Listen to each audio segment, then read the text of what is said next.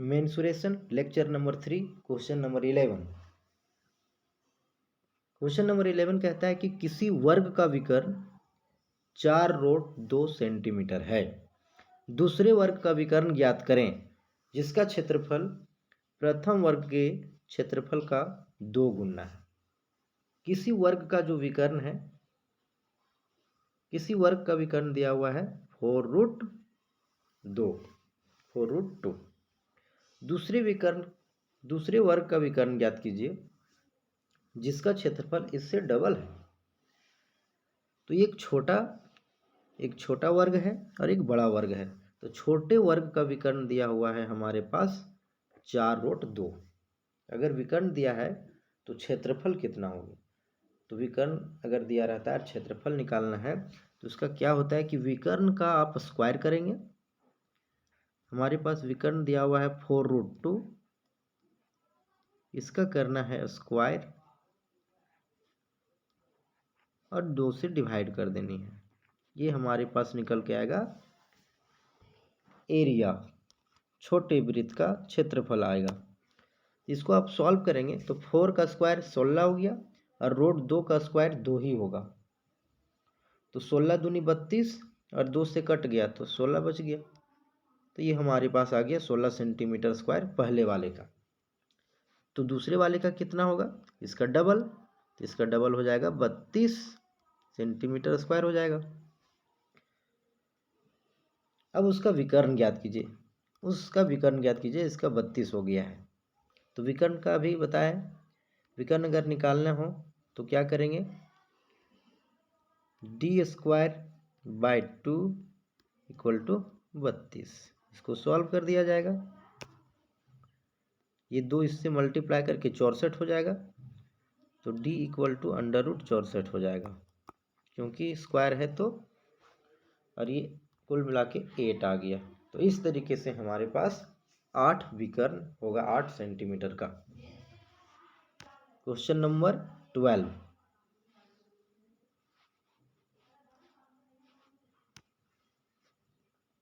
किसी आयताकार पार्क की लंबाई 12 मीटर और चौड़ाई 5 मीटर है। तो आयताकार जो है उसका लंबाई दिया है 12 मीटर और चौड़ाई दिया हुआ है 5 मीटर। तो क्षेत्रफल कितना होगा? 12×5 = 60 हो जाएगा। आयताकार पार्क का क्षेत्रफल हो जाएगा 60। ठीक है। और यही हमारे पास होगा वर्ग का क्षेत्रफल, क्योंकि वर्ग का जो क्षेत्रफल है वर्ग का वो सेम ही है। ठीक है। तो उस वर्ग के विकर्ण की लंबाई ज्ञात करने, मतलब विकर्ण की लंबाई ज्ञात करने, तो हम लोग को पता है कि d²/2 = क्षेत्रफल 60 दिया है। इसको सॉल्व किया जाएगा, 2 इससे मल्टीप्लाई हो जाएगा, तो d = √120 और ये हमारे पास आ जाएगा। इसको तोड़ देंगे, 4 × 30 तो 4 का वर्गमूल हो गया 2, 2√30। आंसर हमारे पास होगा 2√30, option number A. Next question है क्वेश्चन नंबर 13। एक तार को जब एक वर्ग के रूप में मोड़ा जाता है तो उसके द्वारा घेरा क्षेत्रफल 484 वर्ग सेंटीमीटर है। यहाँ पे देखिए, वर्ग के रूप में मोड़ा है तो क्षेत्रफल 484 हो गया वर्ग के रूप में। अगर क्षेत्रफल 484 है तो इसका भुजा कितने होगा वर्ग का? वो 22 होगी, क्योंकि भुजा इंटू भुजा होता है वर्ग का क्षेत्रफल। तो 22 को 22 से गुना करेंगे तो 484 हुआ, यानी भुजा हमारे पास आ गया है 22। ठीक है। अब इसका परिमाप निकालना पड़ेगा। परिमाप इसका कितना होगा? 22 को 4 से गुना करेंगे, 4 ठो साइड होती है, तो 88 सेंटीमीटर का हो गया है इसका परिमाप। अब कहा क्या है कि यही परिमाप जो है वो वृत्त के जैसा है। तार द्वारा घेरा क्षेत्रफल क्या होगा? क्षेत्रफल निकालना है वृत्त का, क्योंकि ये वृत्त का जो 88 जो आया है वर्ग का परिमाप है, लेकिन वृत्त का भी परिमाप हो गया है। तो इससे हम लोग को निकालना है त्रिज्या। तो वृत्त का परिमाप का क्या होता है formula? 2πr equal to 88। R का वैल्यू निकालना चाहते हैं तो 88/2π, 2 इंटू पाई, पाई का वैल्यू लिख देते हैं 22/7, 7 ऊपर चला जाएगा, इसको काट दिया जाएगा। 44 दूनी 88, टोटल हो गया 14 सेंटीमीटर त्रिज्या आ गया। क्षेत्रफल निकालनी है तो फॉर्मूला होता है पाई आर स्क्वायर। फॉर्मूला क्या होता है? पाई आर स्क्वायर। तो पाई का वैल्यू 22/7 ले लेना है और आर का वैल्यू 14 इंटू 14 आया है। अब इसको काट दिया जाएगा 7 के टेबल में 2 बार में, इसको मल्टीप्लाई करेंगे 14, 22 2 जा 44, 44 को अगर 14 से करेंगे तो 616 आ जाएगा। 616 डी आंसर। नेक्स्ट देखेंगे क्वेश्चन नंबर 14।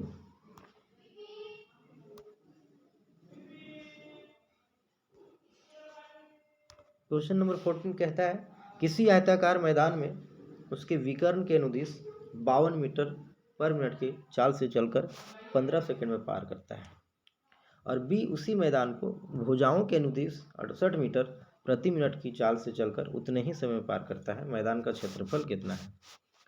सबसे पहले मैदान एक ड्राइंग कर लेते हैं। ये हमारे पास एक मैदान है जो आयताकार है, कोई विकर्ण के मुताबिक चलता है इधर, तो वो कितना सेकेंड में पार करता है? 15 सेकेंड में पार करता है 52 के स्पीड से।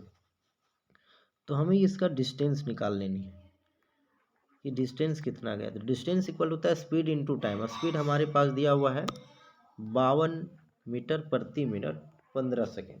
तो डिस्टेंस होता है स्पीड इनटू टाइम। स्पीड हमारे पास 52 है, टाइम 15 सेकेंड। तो मिनट है तो मिनट को बदल देते हैं हम लोग सेकेंड में, 60 से इसको भागा लगा देंगे। इसको सॉल्व करेंगे। ठीक उसी प्रकार से ये जो है भुजाओं के अनुदिश चलता है, यहाँ तक पहुँचता है तो उसको 68 लगता है। तो उसमें डिस्टेंस कितना होगा? 68 इंटू 15 सेकेंड उसमें भी लगता है, 60 से इसको हम लोग कर देंगे तो ये हमारा निकल के आएगा डिस्टेंस। अब इसको काट पीट दिया जाएगा 15 का टेबल से 4 बार में, 4 से 13 बार में, 13 मीटर आ गया। ये अनुदिश हो गया है हमारा विकर्ण के अनुदिश 13 मीटर। अगर हम इसको देखते हैं, इसको भी काटें 4 बार में, 4 से इसको उड़ाते हैं 17 बार में, यानी 17 मीटर आ गया है। जब भुजा के अनुदिश चलेंगे तब इधर से इधर चलेंगे तो 17 मीटर, और सीधे अगर चले गए विकर्ण के मुताबिक तो 13 मीटर। तो हमें निकालना है इसका क्षेत्रफल। तो यहाँ पे ट्रिपलेट ढूंढेंगे। ये 13 हो गया है हमारा विकर्ण, और टोटल यहाँ से यहाँ तक 17 है, तो इसको 5, इसको 12 मान सकते हैं। तो 5 12 17, 5 12 13 ट्रिपलेट हो गया है। तो ये फिट बैठ गया, तो 12 को 5 से गुना कर देंगे क्योंकि लेंथ और ब्रेथ हो गया 60। इस तरीके से 12 25 60, ऑप्शन नंबर डी सही है। Question number 15।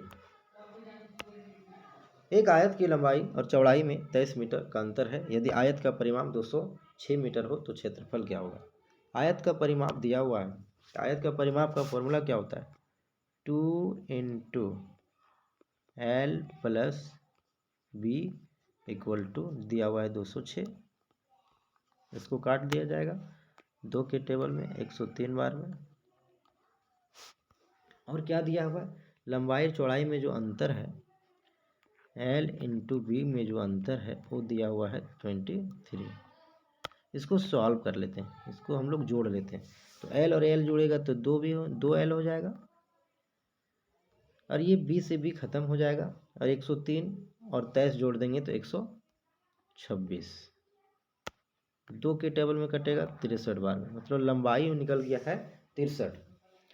लंबाई अगर 63 निकला है तो अगर उसमें 23 घटा देंगे तो चौड़ाई निकल जाएगी, क्योंकि लंबाई और चौड़ाई में अंतर 23 है। अगर ब्रेथ निकालना चाहते हैं तो उसमें 23 घटा देंगे, 23 सब्ट्रैक्ट कर देंगे तो हमारे पास 40 हो जाएगा ब्रेथ। ठीक। ठीक है।